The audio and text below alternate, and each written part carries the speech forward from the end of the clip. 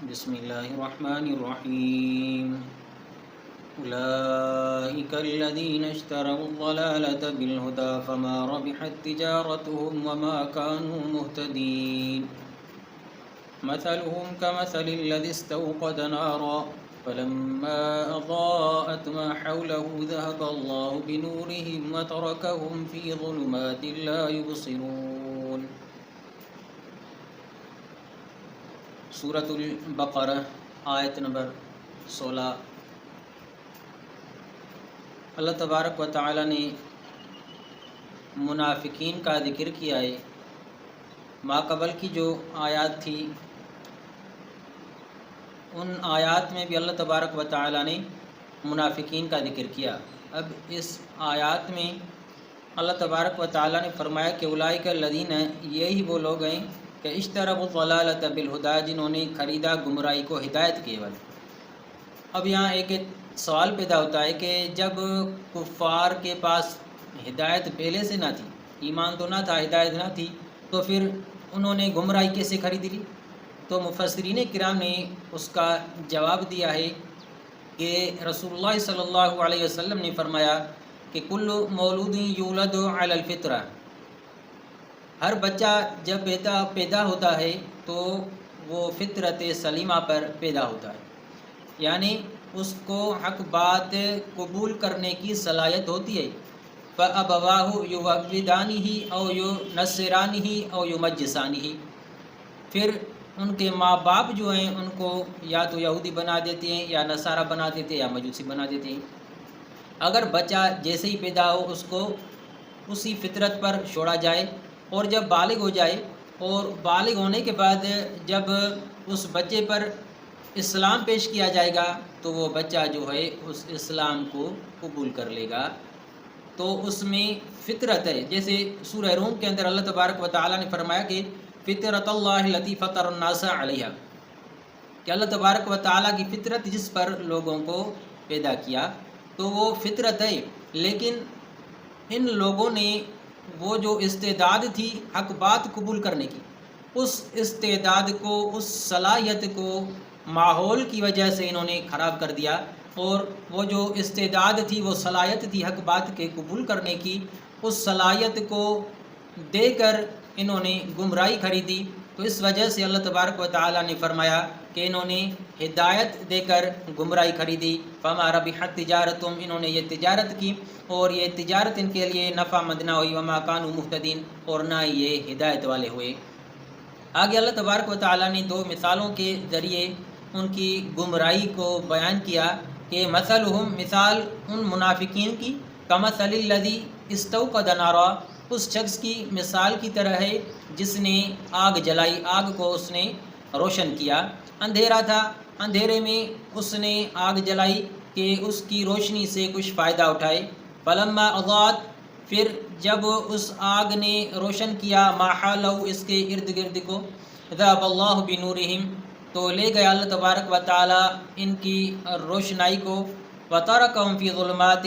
اور ان کو چھوڑا اندھائیوں میں، اندھیروں میں چھوڑ دیا، لا یبصرون، وہ نہیں دیکھتے۔ اب یہ مثال ان منافقین پر اس طرح سے آتی ہے کہ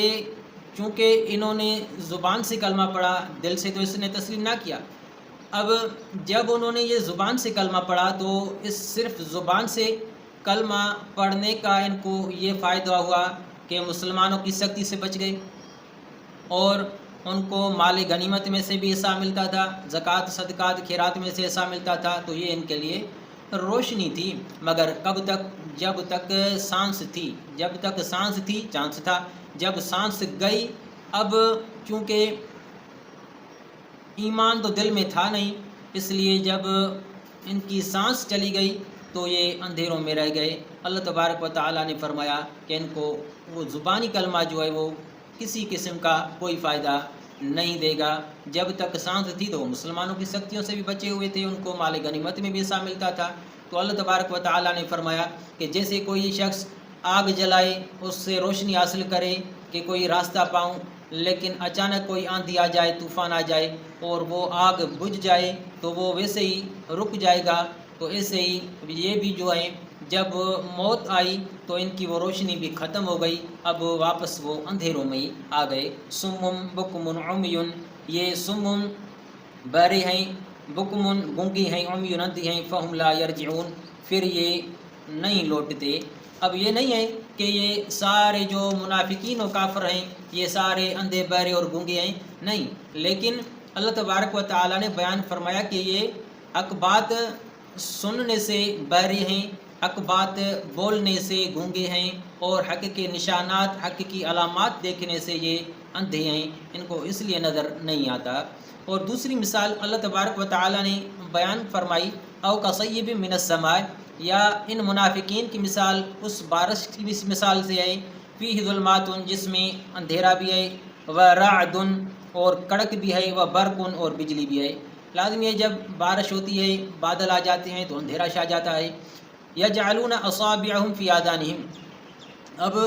اس کا مثال اس منافقین پر اس طرح فٹ آتا ہے کہ اللہ تبارک و تعالیٰ کی طرف سے آسمان سے روحانی بارش نازل ہوئی قرآن پاک کی صورت میں، قرآن پاک کی صورت میں جو آسمان سے روحانی بارش نازل ہوئی، تو اس قرآن پاک میں اللہ تبارک و تعالیٰ نے کفر اور شرک کے بارے میں وعیدیں بھی بتائی ہیں اور عذاب بھی بتلائے ہیں۔ عذاب کا ذکر جو ہے اس کو مثال دی رعد،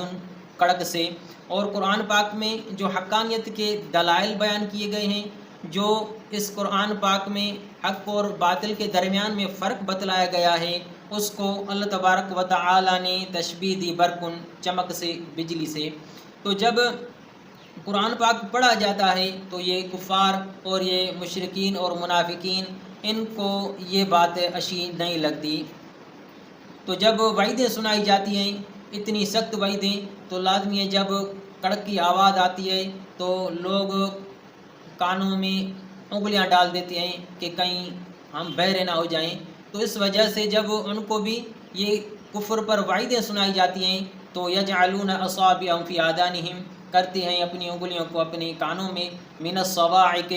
کڑک کی وجہ سے، اور یہ بجلی کی وجہ سے، حذر الموت، موت کے خوف سے کہ کہیں مر نہ جائیں۔ واللہ محیط بالکافرین، اور اللہ تبارک و تعالیٰ احاطہ کرنے والا ہے کافروں کا، قدرت اور طاقت کے لحاظ سے بھی اور علم کے لحاظ سے بھی۔ یکاد البرق، قریب ہے کہ یہ چمک اور یہ یکاد البرق، قریب ہے کہ یہ چمک اور یہ کڑک جو ہے، یخطف ابصارہم، اچک لے ان کی آنکھوں کو، کلما اضاء لہم مشوا فیہ، اور جب بھی روشن کرتی ہے ان کے لیے یہ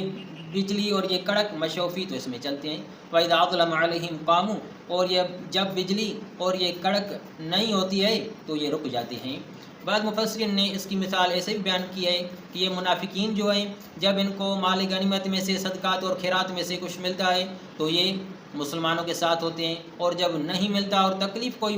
میسر ہوتی ہے ان کو اور تکلیف ہوتی ہے تو وہ کہتے ہیں اپنے منافقین کو، اپنے کفار کو، کہ ہم آپ کے ساتھ ہیں۔ اللہ تبارک و تعالیٰ نے فرمایا کہ یہ پھر رک جاتے ہیں۔ وَلَوْ شَاءَ اللَّهُ،